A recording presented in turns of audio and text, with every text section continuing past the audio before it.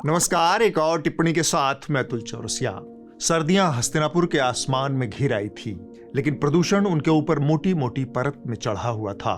रियाया खांस खांस कर हलकान हुई जा रही थी और यह सोचकर अपनी किस्मत पर मगन थी कि चलो यह साल भी पिछले साल जैसा ही बीत रहा है, कुछ बदला नहीं है। वही चुनावी धकापेल, वही डंकापति, वही धृतराष्ट्र और वही संजय। बदला है तो बस प्रदूषण के आंकड़ों को सुंदर और सुरक्षित दिखाने वाला हथकंडा। इन्हीं हथकंडों की आमद रफ्त में दरबार लगा।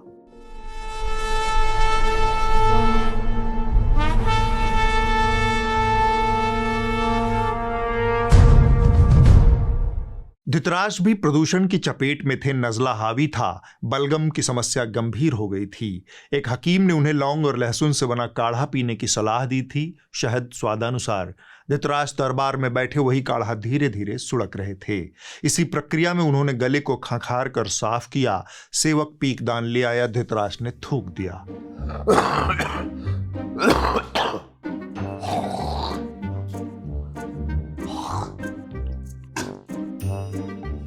धृतराष्ट्र का थूका हुआ बलगम लोकतंत्र के मुंह पर लिसलिसे पदार्थ के रूप में उसी तरह चिपक गया जैसे प्रदूषण हस्तिनापुर के रोम रोम से चिपक गया है।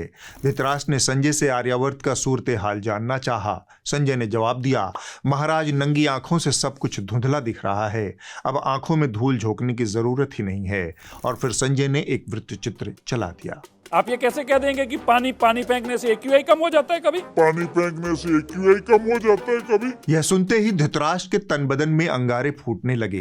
हाथे में काढ़े का गिलास बगल में रखते हुए वो मन ही मन कुछ बुदबुदाए। दरबारियों की समझ में कुछ नहीं आया। तब तक धृतराष्ट्र बोल पड़े, ये कौन नामुराद है? अगर पानी छिड़कने से प्रदूषण खत्म नहीं होता तो ये कोटि कोटि रुपए कौन सी बारिश करवाने के लिए खर्च किए जा रहे थे। 3.21 करोड़ का ये ट्रायल 90 मिनट की उड़ान में 100 वर्ग किलोमीटर इलाके को कवर करेगा। बादलों में रसायन डालकर कृत्रिम बारिश कराई जाएगी, जो सामान्य बारिश से 5 से 15% ज्यादा बरसाती है। धृतराष्ट्र के तर्कपूर्ण वचन सुनकर संजय के मुंह से बस इतना ही निकला, वही तो महाराज, ये डंकापति के नए शागिर्द हैं, अंड बंड बोलते रहते हैं। संजय की बातों से भटककर धृतराष्ट्र का ध्यान एक सनसनीखेज वारदात के ऊपर चला गया। उन्होंने संजय से पूछा, ये जो हस्तिनापुर में तमाम आमो खास की बम धमाके में मौत हुई है, उसका कुछ समाचार है तुमको? संजय को इतनी बड़ी खबर चूकने की ग्लानि हुई। तत्काल गलती सुधारते हुए उन्होंने धृतराष्ट्र को बताया कि लाल किले के बाहर ही आतंकी हमला हुआ है महाराज, इसमें 10 रियाया की मौत हो गई। सोमवार को दिल्ली एक बड़े धमाके से दहल गई। इस धमाके ने 13 लोगों की जान ले ली, जबकि कई लोगों की हालत अभी भी काफी गंभीर बनी हुई है। यह सुनकर धृतराष्ट्र को बहुत दुख हुआ। उन्होंने दुखी मन से पूछा, इतना बड़ा हादसा हो गया, डंकापति ने क्या कहा? संजय ने कहा, धमाके की अगली सुबह ही डंकापति बहुत भारी मन से भूटान निकल गए। आज मैं यहाँ बहुत भारी मन से आया हूँ। कल शाम दिल्ली में हुई भयावह घटना ने सभी के मन को व्यथित कर दिया है। यह देख सुनकर धृतराष्ट्र को बहुत धक्का लगा। उन्हें यकीन नहीं हुआ, लिहाजा दोबारा से पुष्टि करने के लिए उन्होंने पूछा, इतने लोग मर गए और डंकापति भूटान निकल गए?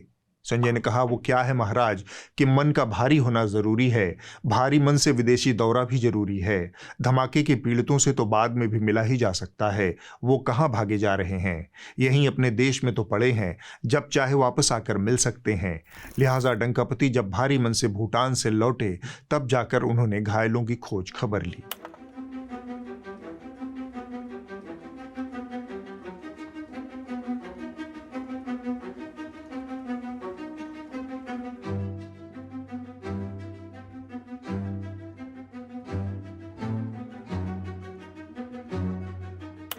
धृतराष्ट्र को लगा कि शायद इसके बाद डंकापति 10-12 दिन भारी मन से शोक में व्यतीत करेंगे। उन्होंने संजय से कहा, तब तो कुछ दिन यूं ही भारी भारी रहेंगे डंकापति। संजय ने कहा, प्लान तो डंकापति का यही था महाराज, लेकिन वो क्या है कि चुनाव भी थे पाटलिपुत्र में, उसके नतीजे आ गए और नतीजे भी इतने बम्पर आए कि डंकापति का भारी मन एक ही दिन में हल्का हो गया। इसके बाद तो पार्टी बनती थी।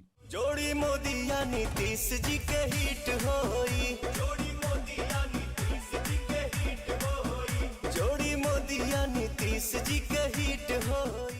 धृतराष्ट्र की दिलचस्पी बढ़ गई। उन्होंने पाटलिपुत्र के चुनावी नतीजे पर और जानकारी तलब की। तब संजय ने उनके सामने एक वृत्त चित्र चला दिया। नरेंद्र मोदी ने गर्दा उड़ा दिया है बॉस, और ऐसा गर्दा उड़ा दिया कि उधर नरेंद्र मोदी की डबल सेंचुरी हो गई, इधर राहुल गांधी और इंडी गठबंधन सीट के लिए तरस रहे हैं कि देख तो भाई तेरे पास कुछ सीट है। धृतराष्ट्र को मजा नहीं आया। उन्होंने बात को थोड़ा घुमाते हुए कहा, ये बताओ, डंकापति ने तो कहा था कि अब से हर आतंकी हमला देश के खिलाफ युद्ध माना जाएगा। इस बार किसको रेलने जा रहे हैं Dankapati? Top Indian government sources have told DD India that India has decided that any future act of terror will be considered an act of war against India and it will be responded accordingly. Sanjay ने कहा, महाराज वो पुरानी बात है। आपने देखा पिछली बार बौड़ियाए थे तो अमेरिका वाले दोस्त ने 41 बार गिनकर हील हुज्जत की थी। फिर से वही सब करने की हिम्मत नहीं बची है डंकापति में। यह सुनकर धृतराष्ट्र का मन भी हल्का हो गया।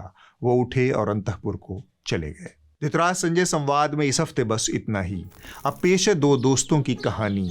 एक गांव में दो जिगरी दोस्त रहते थे, लल्लन और कल्लन।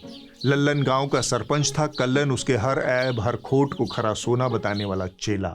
एक रात गांव को नदी पार से जोड़ने वाला पुल ढह गया।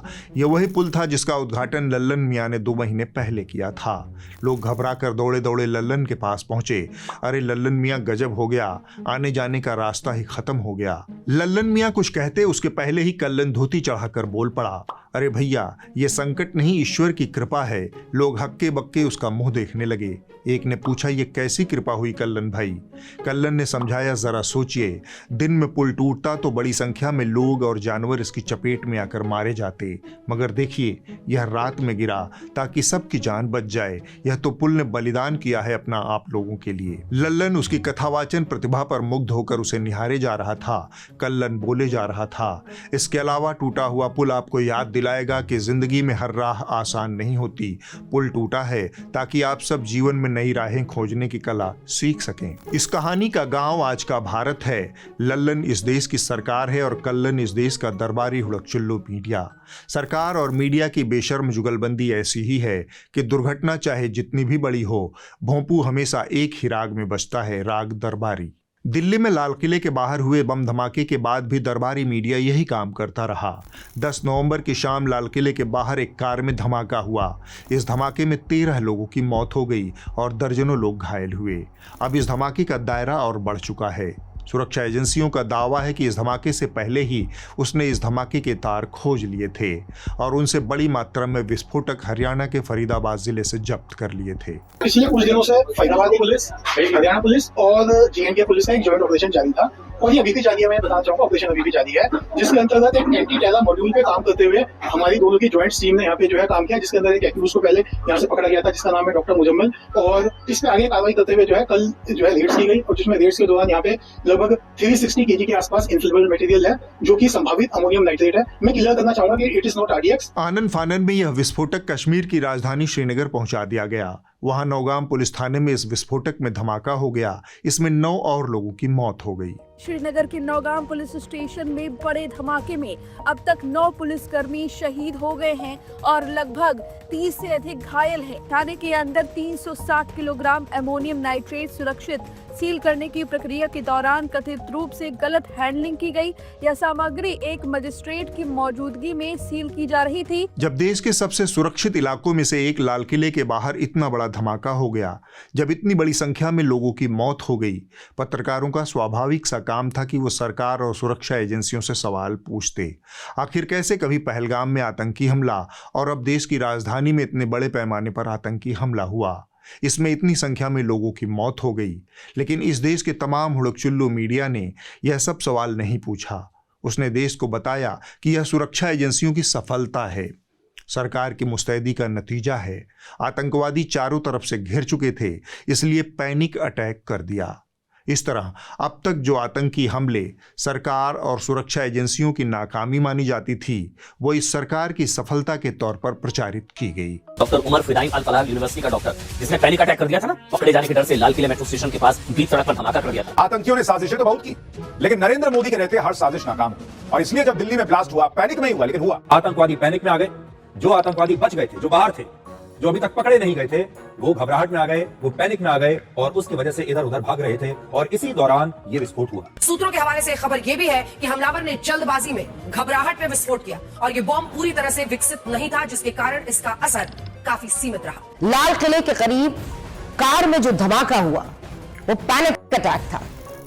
सूत्रों के हवाले से अब खबर ये आ रही है कि कल हुआ धमाका संदिग्ध के घबराने की वजह से हुआ। सुरक्षा एजेंसियों की देश भर में बड़ी सतर्कता और कार्रवाई के चलते संदिग्ध को पकड़े जाने का डर था। इसी दौरान वह विस्फोटक को कहीं और ले जाने या नष्ट करने की कोशिश कर रहा था, तभी आईईडी अचानक फट गया। थोड़ा सा रुकिए और सोचिए, यह बेहद जरूरी बात है। आपके और आपके बच्चों के भविष्य का सवाल है। जो मीडिया इतनी निर्लज्जता से सरकार की नाकामी को भी उसकी सफलता बताने का काम करता है, उस पर आप कितना यकीन कर सकते हैं? क्या यह मीडिया भारत के लोगों के हितों की लड़ाई लड़ सकता है? क्या ऐसे भ्रष्ट मीडिया के हाथ में इस देश का बेशकीमती संविधान, इस देश का लोकतंत्र और आपका भविष्य सुरक्षित है? इसका जवाब सीधा सा है, नहीं। ये लोग इस हद तक सरकारी चंगुल में फंसे और दबे हैं कि खुलेआम झूठ बोलने में भी इन्हें संकोच नहीं होता। बात घूम फिर कर फिर आती है कि इसका कारण और इलाज क्या है। कारण है विज्ञापन का दबाव और इलाज है सब्सक्रिप्शन आधारित पत्रकारिता। आपको यह जिम्मेदारी अपने ऊपर लेनी होगी। न्यूज लॉन्ड्री एक प्रयास है पत्रकारिता को सरकारों और कॉरपोरेट के चंगुल से आज़ाद रखने का और जनहित की पत्रकारिता को सबसे ऊपर रखने का। तभी आप भी कह पाएंगे, मेरे खर्च पर आज़ाद हैं खबरें। एक सिरे से तमाम एंकरों और पत्रकारों ने उस दलिद्रई का सामूहिक रूप से प्रदर्शन किया। इस तथाकथित पैनिक अटैक पर बात करने से पहले हम इस हादसे के मुख्तसर से टाइमलाइन समझ लेते हैं। लाल किले पर हुए ब्लास्ट के तार फरीदाबाद से लेकर कश्मीर तक जोड़े जा रहे हैं। अक्टूबर में कश्मीर के श्रीनगर में आतंकी संगठन जैश ए मोहम्मद के पोस्टर दीवारों पर चिपके मिले थे। इन पोस्टरों की जांच कर जम्मू कश्मीर की पुलिस ने डॉक्टर आदिल अहमद राठर नामक कश्मीरी को गिरफ्तार किया। पुलिस ने राठर के अनंतनाग स्थित मेडिकल कॉलेज के लॉकर की तलाशी में एक AK-47 राइफल और गोलियां बरामद की। राठर से पूछताछ में पुलिस को डॉक्टर मुजम्मिल शकील गनी का सुराग मिला। शकील पुलवामा का रहने वाला है और फरीदाबाद के अल-फलाह यूनिवर्सिटी में डॉक्टर है। पुलिस ने शकील के फरीदाबाद स्थित किराए के घर पर छापा मारकर वहां से 360 kilo ammonium nitrate, assault rifle, बैटरियां और वॉकी टॉकी जैसी चीजें बरामद की। इसके अलावा फरीदाबाद के एक गांव से करीब 2500 किलो विस्फोटक भी बरामद किया गया। यहां से अल-फलाह यूनिवर्सिटी के डॉक्टरों का एक पूरा नेटवर्क सामने आया, जिसमें उमर मोहम्मद का नाम भी शामिल है। उमर भी पुलवामा का रहने वाला था। जांचकर्ताओं का दावा है कि डॉक्टर उमर ही I-20 कार में एक्सप्लोजिव लेकर घूम रहा था, यानी कि पुलिस को उमर के बारे में पता था और वो उसे तलाश भी रही थी। अब हम यहाँ रुककर एक बार फिर से दरबारी पत्रकारों पर आ जाते हैं। उन्हें सरकार और सुरक्षा एजेंसियों से यह सवाल पूछना चाहिए था कि इतने बड़े पैमाने पर फरीदाबाद में विस्फोटक इकट्ठा हो रहे थे और इसकी भनक लोकल इंटेलिजेंस से लेकर शीर्ष खुफिया एजेंसियों को क्यों नहीं थी। सवाल और भी हैं। मसलन कोई आतंकी पोस्टर लगाकर हमले की पूर्व जानकारी क्यों देगा? जब मामला फरीदाबाद का था, हमला दिल्ली के लाल किले के पास हुआ था, तब जब्त किया हुआ विस्फोटक आनन फानन में श्रीनगर क्यों भेजा गया, जो कि आतंकी हमलों के लिहाज से बेहद संवेदनशील शहर है? रात में 11 बजे नौगाम थाने में क्या जांच चल रही थी? आनन फानन में इस विस्फोट को पुलिस के शीर्ष अधिकारियों द्वारा दुर्घटना घोषित करने की क्या हड़बड़ी थी? ये वो सवाल हैं जिन्हें मीडिया को सरकार से पूछना चाहिए, लेकिन हमारे मीडिया का एक बड़ा हिस्सा नॉर्थ कोरिया को मात दे चुका है। वह इस पूरी नाकामी और इतनी बड़ी संख्या में हुई मौतों को सरकार की सफलता बता रहा है। आपने कभी इस दर्जे की बेशर्मी नहीं देखी होगी।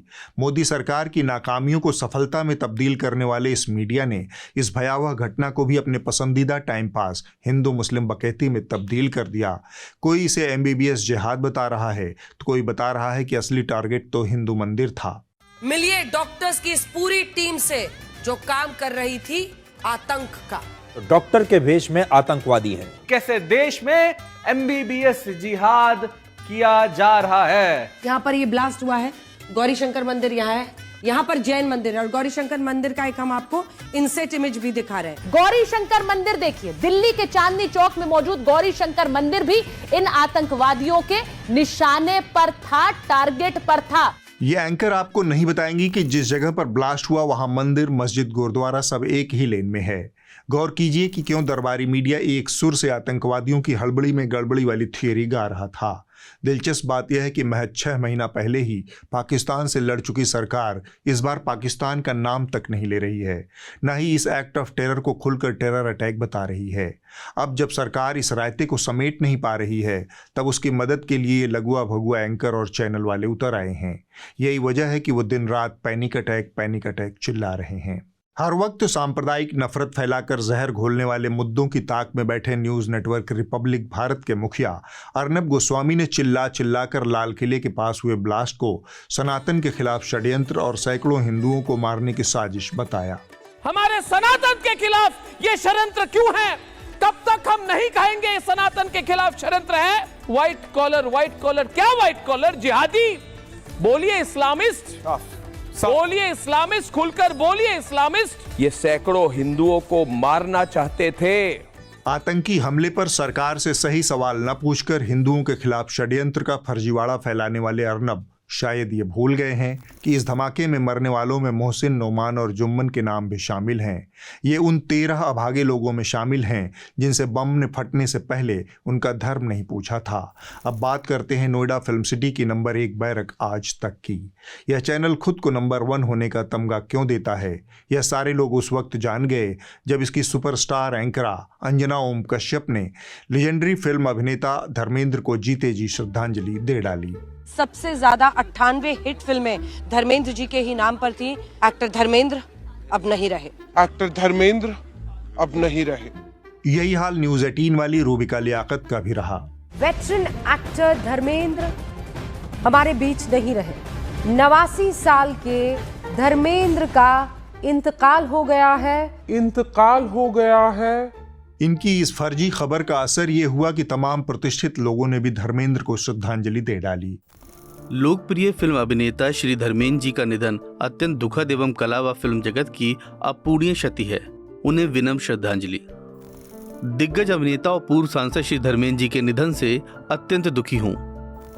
धर्म जी के साथ भारतीय फिल्म उद्योग के एक युग का अंत हो गया। वे मर्दानगी और कोमलता का, गरिमा और विनम्रता, आकर्षण और ताकत का आदर्श मेल थे।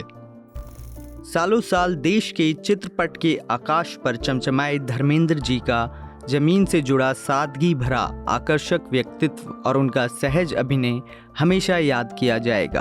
भावभीनी श्रद्धांजलि। इस फर्जी खबर के लपेटे में आए समाजवादी पार्टी के मुखिया अखिलेश यादव ने अब कसम खाई है कि वो मीडिया के ऊपर भरोसा नहीं करेंगे और उन्होंने बाकायदा उन तमाम मीडिया वालों को लानत भेजी। अब मैंने तय कर लिया है कि आज तक और ये जो चैनल मरने की खबर देते हैं, मैं कभी भी इन चैनलों की मानूंगा नहीं और उनको देख करके मैं ट्वीट कभी नहीं करूंगा। क्या क्रेडिबिलिटी है बताओ? तुम बताओ पत्रकार साथ क्या करें हम? कहाँ सर मारे बताओ? इस गलतफहमी को खत्म करने के लिए धर्मेंद्र के परिवार और रिश्तेदारों ने मोर्चा संभाला।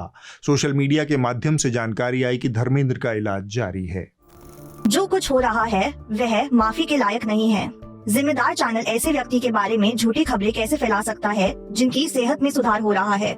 यह अत्यंत अपमानजनक और गैर जिम्मेदाराना है। कृपया परिवार और उनकी निजता का सम्मान करें। ऐसा लगता है कि मीडिया बेहद हड़बड़ी में है और झूठी खबरें फैला रहा है। मेरे पिता की हालत स्थिर है और वे ठीक हो रहे हैं। हम सभी से अनुरोध करते हैं कि वे हमारे परिवार को निजता दें। पापा के स्वस्थ होने के लिए की गई प्रार्थनाओं के लिए धन्यवाद। खैर, जिस दिन बिहार विधानसभा चुनाव के नतीजों की घोषणा होने वाली थी, उस दिन तो अंजना जी की खुशी का ठिकाना ही नहीं था। उनको 12 बजे ही पता चल गया था कि एनडीए की प्रचंड बहुमत वाली सरकार बनेगी। ये खुशी इतनी ज्यादा थी कि बस पूछो मत। और ये बड़ी खबर इस वक्त की हम आपको बता रहे हैं, 189 सीटों के साथ पूर्ण बहुमत की सरकार बनती हुई और इसको प्रचंड बहुमत कहा जाएगा। मामला बिहार का हो और जीत एनडीए को मिल रही हो तो फिर भोजपुरी गानों से बेहतर भला क्या होगा।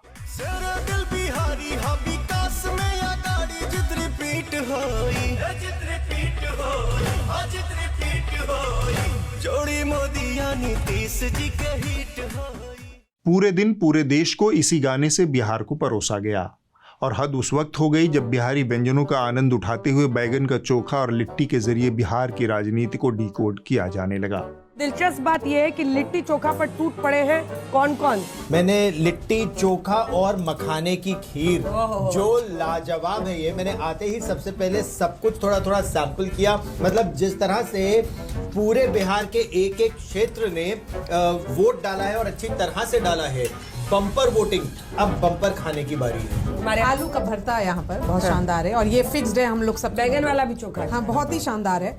बिहार के चुनावी नतीजों पर अंजना ओम कश्यप का यह शो देखकर आप यही कह सकते हैं कि चुनाव आयोग बेमतलब ही मतगणना के बाद जीत और हार का फैसला करने में इतना समय बर्बाद करता है। उसे तो बस अपना सारा काम अंजना जी को सौंप देना चाहिए, इतनी मशक्कत की जरूरत ही नहीं थी। अब आप इस हफ्ते की रिपोर्ट देख लीजिए। जो कही जा रही थी बातें कि अंदर में भी सोशल डिस्टेंसिंग। इस हफ्ते की रिपोर्ट बारामासा नामक वेबसाइट से है। उत्तराखंड में लगभग 22,000 उपनल कर्मी अपने हक की लड़ाई लड़ रहे हैं। ये वो कर्मचारी हैं जो काफ़ी वर्षों से सरकारी विभागों में अपनी सेवाएं दे रहे हैं, लेकिन न तो उन्हें नियमित किया गया है, न ही उन्हें समान कार्य के लिए समान वेतन दिया जा रहा है।